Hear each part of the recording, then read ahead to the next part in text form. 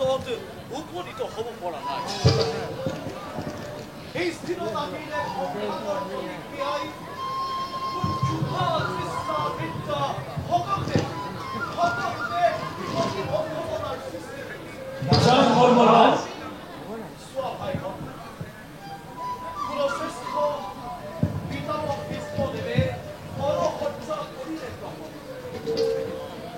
নিজৰে ভাই ককাৰ সৈতে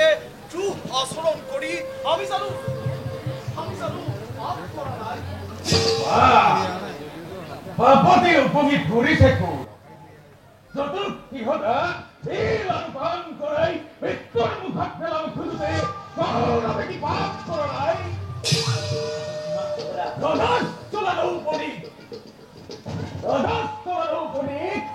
রাজসভাকে খোঁজের ব্যবস্থা করতে গৌরবে কি পাপ করা নাই দাদা পাপ পুণ্য বিচার হব কুরুক্ষেত্রের রণপ্রাঙ্গণ ইয়াত নহয় দাদা যুদ্ধক্ষেত্ৰত এনে অনৰ্থক চিন্তাৰ নাই ভাবিছো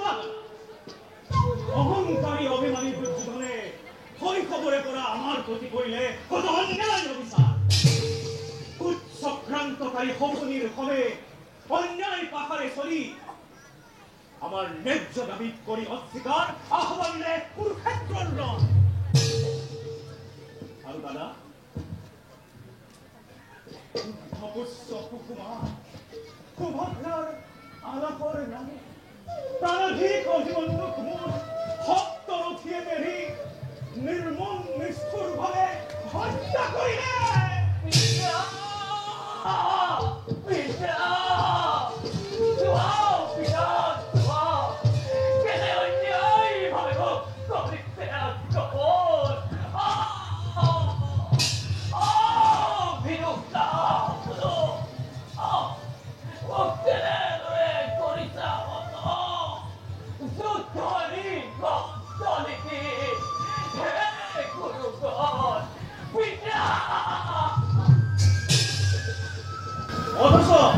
যুদ্ধক্ষেত্ৰত তুমি ব্যাকুল হৈছা ন্যায় অন্যায় পাপ পুণ্যৰ বিচাৰ ধৰ্ম দাদা ধৰ্মৰাজ দুহেইটো চিন্তাৰ কাৰণ সুখে দুখে সকলোতে আছে ভগৱান বলক দাদাহঁত অনৰ্থক চিন্তা সকলোৱে কৰিবলৈ দেখিছ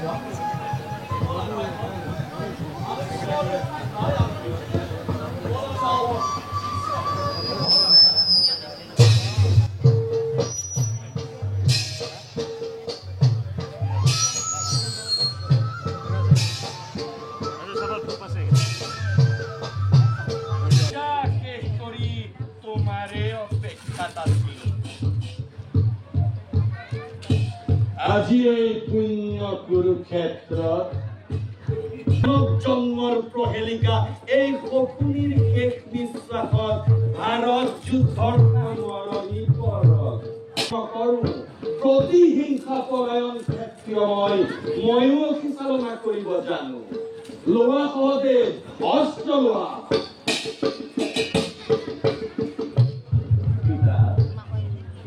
পিতা হে জন্মদাতা শত্ৰু পুনিতেৰে ৰাঙলী মোৰ জীৱনৰ ৰঙা জবা পাহি তোমাৰ পাদ পদ্মত কহিলো অৰ্পণ একবাৰ লংঘন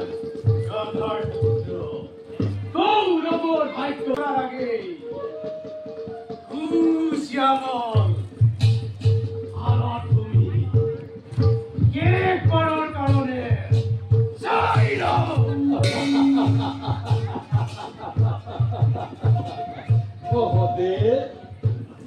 ভাৰত ভূমি শকুনিয়ে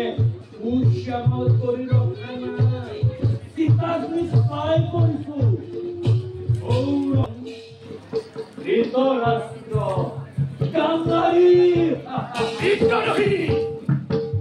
ইয়াতিৰোহী আজি তোৰ উচিত পুৰস্কাৰ মহোদয় যি শকুনিয়ে ৯৯টা ৰাজঘাটক মৃত্যুদণ্ড দিব জানে সেই শকুনিয়ে মৃত্যু গ্ৰহণ কৰিবও জানে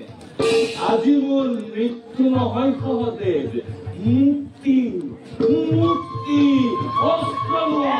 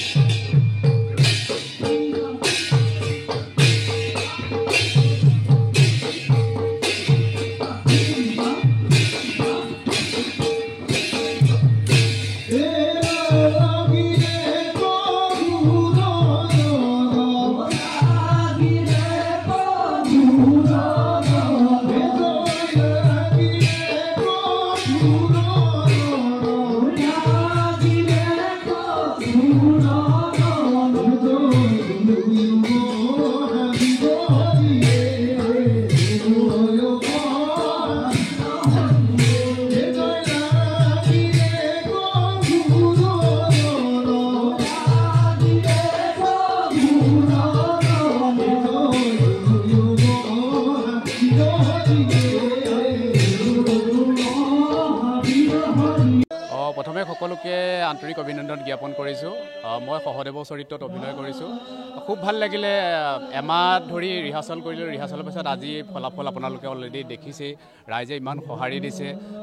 খুবেই ব্যস্ত থাকোঁ ব্যস্ততাৰ মাজত এনেদৰে অকণমান অভিনয় কৰিবলৈ পাইছোঁ খুব ভাল লাগিছে গাঁৱত যিহেতু আগতে কৰিছিলোঁ গুৱাহাটীলৈ যেতিয়া আহিলোঁ তাৰ পাছত ভাওনাৰ সৈতে অলপ সামঞ্জস্যটো অলপ কমি গ'ল কমি যোৱাৰ পাছত প্ৰথমবাৰৰ কাৰণে সাংবাদিকৰ সৈতে গোটেই সাংবাদিক আমি মিলি সাংবাদিক বন্ধুসকলে আজি কৰিব পাৰিছোঁ গান্ধাৰী নাটকখন খুব ভাল লাগিলে ৰাইজে ইমান ছাপোৰ্ট কৰিছে ৰাইজৰ ছাপোৰ্টৰ কাৰণে বিৰাট ভাল লাগিছে অনাগত দিনতো আমি এনেদৰে সাংবাদিকসকল আগুৱাই যাব পাৰিম বুলি মই আশাবাদী